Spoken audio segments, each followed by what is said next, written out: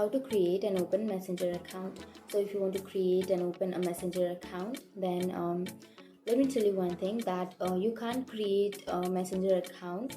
So first you need to create your Facebook account, and after creating your Facebook account, your Messenger account will automatically be created because Facebook is linked with Messenger.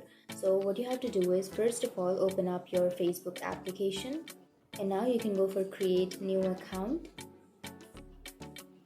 and then tap on get started. And here you have to enter your first name and then your last name or your surname, and then tap on next. And then you have to enter your date of birth, and then you have to tap on set, choose your gender, and then tap on next. And here you have to enter your mobile number. So if you don't want to add your mobile number, then you can also use your email address. So you can simply tap on sign up with email address, and here you can enter your email address. You can either choose your email address or your phone number, anything, and then you can simply tap on next. And now you have to create a password. So make sure to create a strong password with at least 6 letters or numbers, and it should be something that others can't guess. So make sure to enter a strong one. And after entering that, tap on next.